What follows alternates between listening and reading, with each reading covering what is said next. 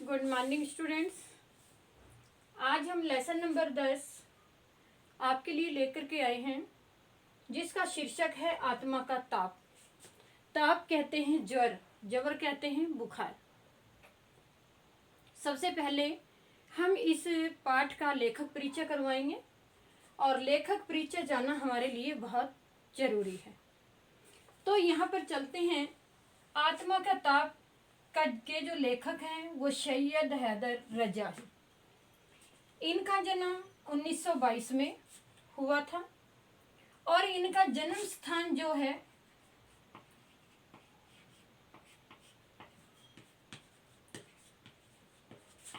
मध्य प्रदेश के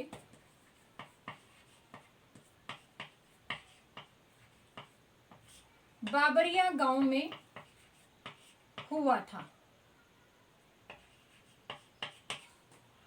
इनकी जो शिक्षा है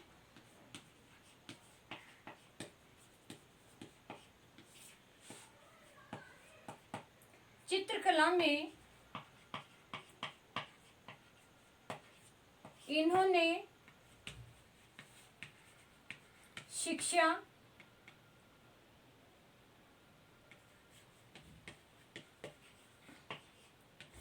Nagpur school of art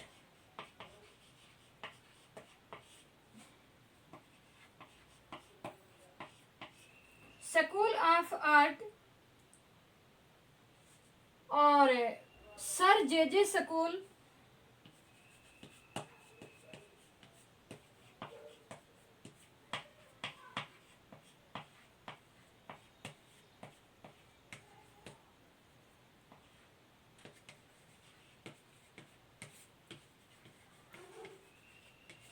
of art Mumbai से की। आर्ट मुंबई से ग्रहण की।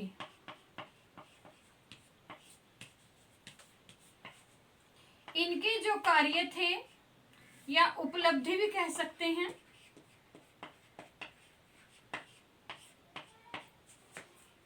उन्नीस सौ 50 में या कार्य ही कहें यहाँ पर 1950 में ये फ्रांसीसी सरकार की छात्रवृत्ति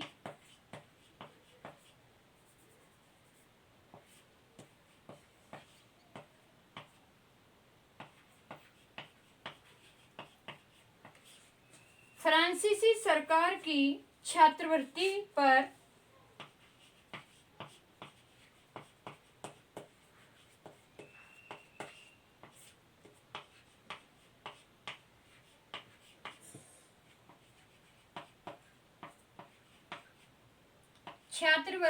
ये फ्रांस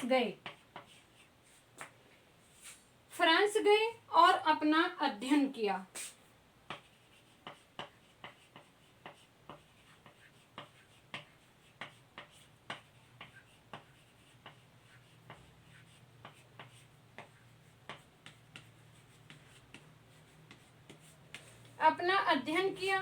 जिन कलाकारों में आधुनिक भारतीय कला को अंतर्राष्ट्रीय तक पहुंचाया, उनमें हुसैन और सूजा के बाद रजा का नाम आता है।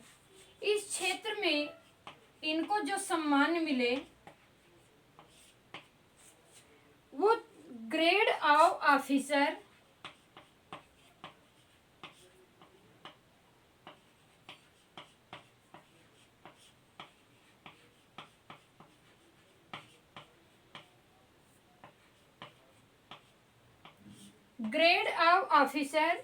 Of the order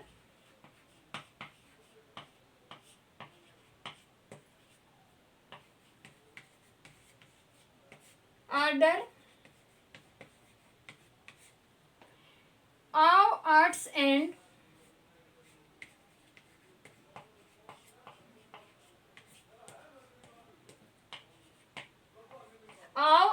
and letters, ये इन्हें सम्मान मिले। इनकी जो प्रमुख रचनाएं हैं मिशेल अबेयर,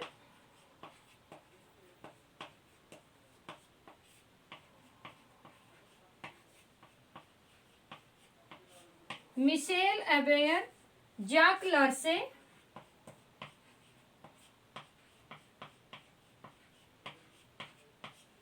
जाक लार्से, लासे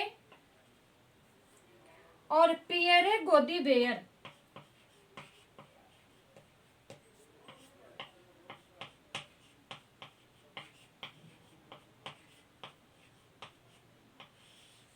पियरे गोदीबेयर, गीती सेन,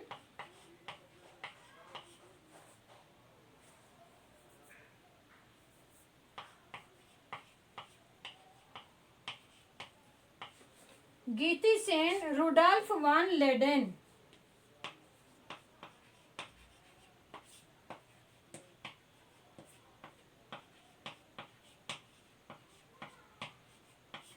ये इनको पुरस्कार, इनकी रचनाएं थी। और इनकी जो भाषा शैली है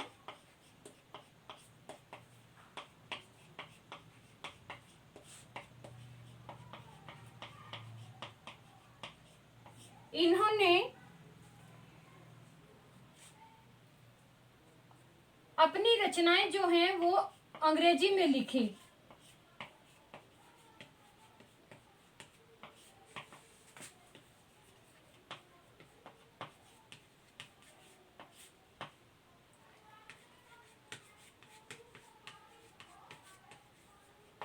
इन्होंने अपनी रचनाएं अंग्रेजी में लिखी और कहीं कहीं पर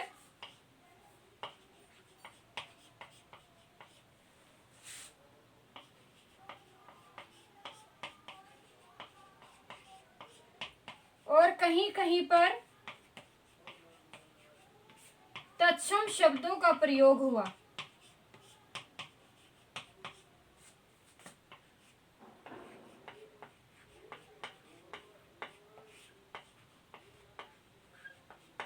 तत्सम शब्दों का प्रयोग हुआ।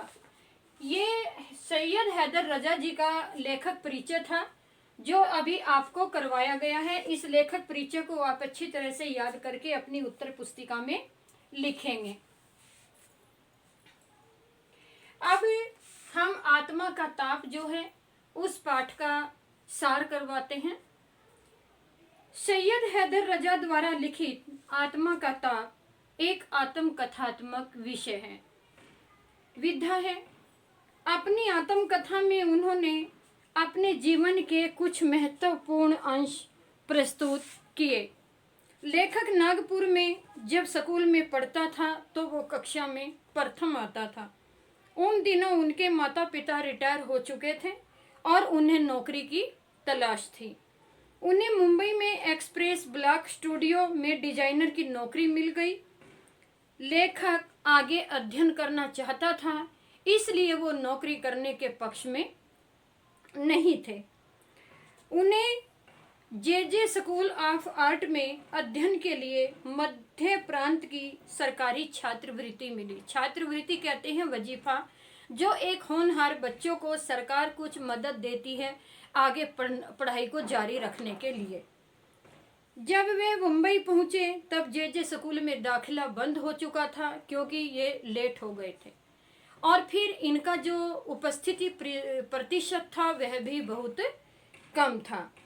डिजाइनर की नौकरी के दौरान एक टैक्सी ड्राइवर ने, जब इनकी उपस्थिति पूरी नहीं हुई तो फ्रांसीसी सरकार ने इनसे छात्रवृत्ति वापस ले ली। डिजाइनर की नौकरी के दौरान एक टैक्सी ड्राइवर ने लेखक को रहने की जगह दे दी। टैक्सी ड्राइवर राल्फ की टैक्सी में किसी ने एक सवारी की छुरा मारकर हत्या कर दी। जब इन्होंने उस घटना को देखा और अपने आने वाले समय में यह सोचकर कि यह घटना मेरे रास्ते में रुकावट न खड़ी करे, तो इन्होंने उस कमरे को चुपचाप छोड़ दिया। टैक्सी ड्राइवर के द्वारा दिया हुआ कमरा इन्होंने छोड़ दिया। जब ब्लॉक स्टूडियो के मालिक जलील साहब ने लेखक को आर्ट डिपार्टमेंट में एक कमरा दे दिया। कुछ महीने बाद उन्होंने लेखक को अपने चचेरे भाई के यहाँ छठी मंजिल पर एक कमरा रहने को दे दिया। वहाँ पर लेखक अपना काम लगन से करने लगा, यानी कि वहाँ से उन्होंने आगे बढ़ने का पूरा मन बना लिया और बहुत कड़ी मेहनत करके अपना अध्ययन करते रहे, जिसके परिणाम स्वरूप सन 1948 में बॉम्बे की आर्ट गैलरी या आर्ट चित्रकला की जो गैलरी थी सोसाइटी के द्वारा इन्हें स्वर्ण पदक दिया गया। लेखक को मिला। 2 साल बाद फ्रांस सरकार ने इनकी प्रतिभा से प्रभावित होकर वह छात्रवृत्ति दोबारा दे दी। लेखक के पहले 2 चित्र नवंबर 1943 में आर्ट सोसाइटी ऑफ इंडिया की प्रदर्शनी में प्रदर्शित हुए। प्रदर्शनी उसको कहते हैं जहां पर छोटे छोटे हथकरघे अपने हाथों के द्वारा बनी हुई वस्तुओं की एक हाट लगाते हैं, एक मेला लगाते हैं, जिसे एग्जीबिशन कहते हैं। अगले दिन लेखक ने द टाइम्स ऑफ इंडिया में प्रदर्शनी की समीक्षा पढ़ी। जब वहां पर लेखक की जो पेंटिंग थी उसको बहुत सराहा, लोगों ने उसकी प्रशंसा की, तो इंडिया यानी कि टाइम्स ऑफ इंडिया में इनकी समीक्षा छपी और लेखक ने पढ़ी। कला समीक्षक रुडॉल्फ वान लेडन ने लेखक के चित्रों की काफी तारीफ की, क्योंकि चित्र तारीफ करने के लायक थे। दोनों चित्र उसी वक्त 40-40 रुपए में बिक गए। लेखक को एक्सप्रेस ब्लॉक स्टूडियो में 8-10 घंटे काम करना पड़ता था और उसके बाद भी वे महीने भर में इतने रुपए नहीं कमा सकते थे जिससे वो अपना स्वयं का खर्चा पूरा कर सके। वेनिस अकादमी के प्रोफेसर वाल्टर लैंगहैमर ने भी लेखक के कार्य की प्रशंसा की, यानी कि जो भी कोई इनकी चित्रकारी को देखता था तो लोग उसकी प्रशंसा करते थे। वियना के एक कला संग्रहालय एमेनुएल स्लेसिंगर लेखक के कार्य की प्रशंसा करते थे। प्रोफेसर लैंगहैमर ने लेखक को काम करने के लिए अपना स्टूडियो दे दिया, यानी कि इनकी प्रतिभा और इनकी चित्रकारी से इतने प्रभावित हुए लैंगहैमर कि उन्होंने इनको अपना पूरा का पूरा स्टूडियो दे दिया। लैंगहैमर द टाइम्स ऑफ इंडिया के आर्ट डायरेक्टर थे। वे उसके चित्र भी खरीदने लगे। लेखक भी नौकरी छोड़कर कला के अध्ययन में जुट गया। सन 1947 में लेखक जे स्कूल ऑफ आर्ट का नियमित छात्र बन गया।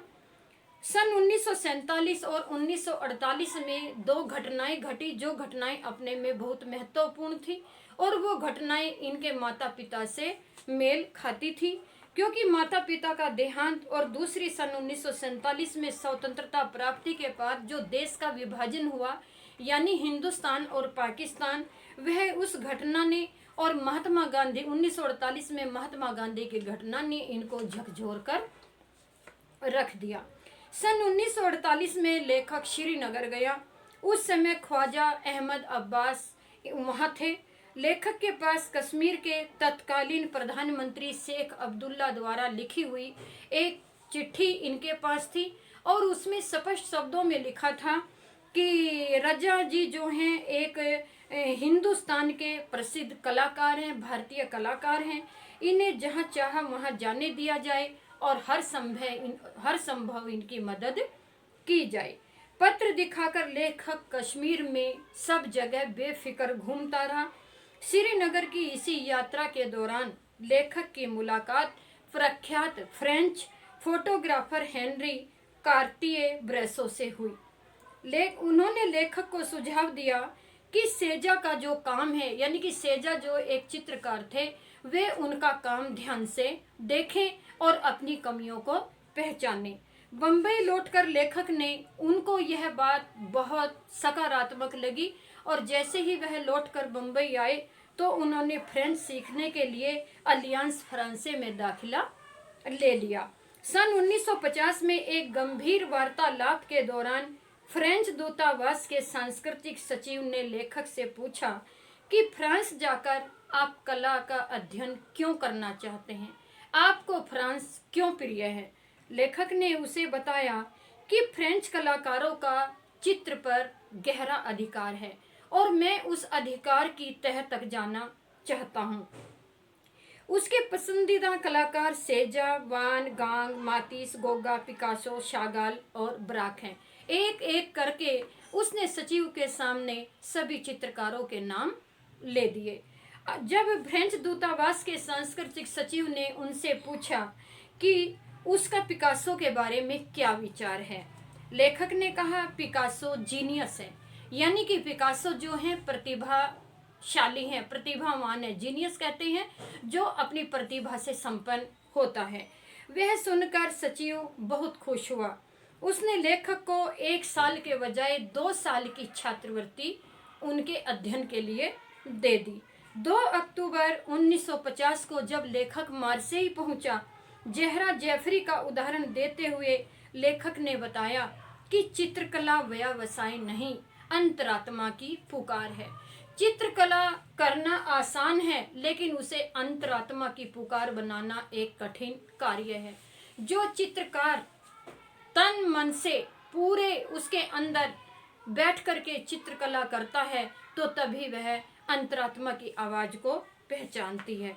ज़हरा जाफरी दमोह शहर के आसपास के ग्रामीणों के साथ काम करती थी। ज़हरा जाफरी एक औरत थी और वह अक्सर ग्रामीणों के साथ में कार्य करती थी, क्योंकि उसे ग्रामीण पर्यावरण वातावरण बहुत पसंद था।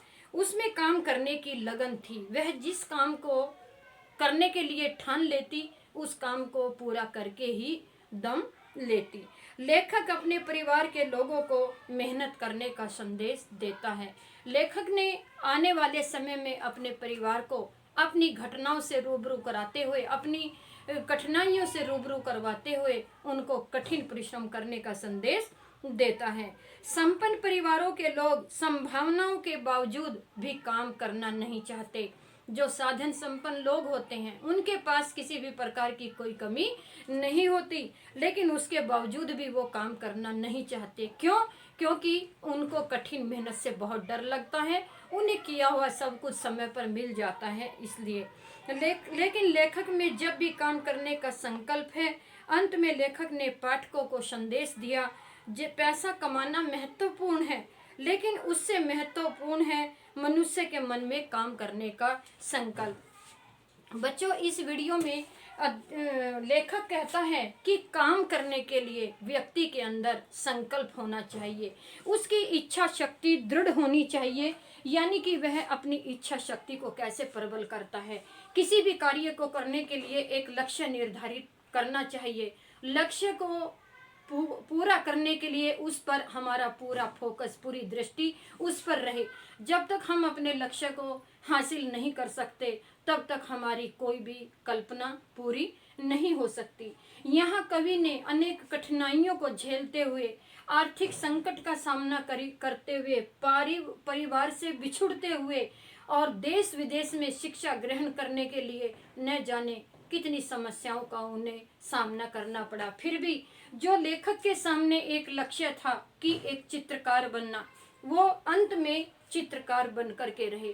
यहाँ तक कि देश विदेश में उनकी ख्याति फैल गई और वो चारों तरफ से प्रसिद्धियां प्राप्त करते करते इतने उन्हें अवार्ड भी, सम्मानित भी किया, उन्हें पुरस्कार भी मिले। तो यहाँ अंत में लेखक यही कहना चाहता है कि व्यक्ति को अपना लक्ष्य निर्धारित करके उसके ऊपर अपनी दृष्टि रखनी चाहिए कि मुझे एक फील्ड, एक मैदान चुन ले, मुझे उस मैदान में रहना है, एक रास्ता अपना ले, मुझे उस रास्ते पर जाना है।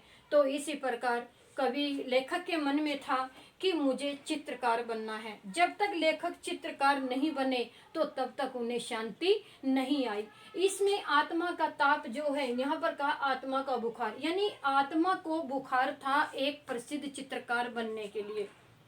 जब तक लेखक अच्छे चित्रकार नहीं बने तो तब तक उनका ताप, उनका बुखार नहीं उतरा। बच्चों, मैं तो इस लेसन से यही एक संदेश आपको देना चाहती हूँ कि आपको जो भी कार्य करवाया जा रहा है आप उसको अच्छी तरह से याद रखें, क्योंकि आपके सामने भी एक लक्ष्य है कि हमें अच्छी पढ़ाई करनी है, किसी अच्छे मैदान में उतरना है, अच्छी फील्ड में उतरना है हमें, और जिसमें आपके परिवार वाले आपके ऊपर इतना समय, पैसा, सब कुछ बर्बाद कर रहे हैं, तो केवल आपकी अच्छाई के लिए, आपके भविष्य को उज्जवल बनाने के लिए। अब ये जो आपको मैंने परिचय करवाया, ये अपनी उत्तर पुस्तिका में लिखेंगे, और इसका जो मैंने इसका विद्या का सार करवाया यानी कि आत्मकथा का, इसको भी आप अच्छी तरह से याद करेंगे।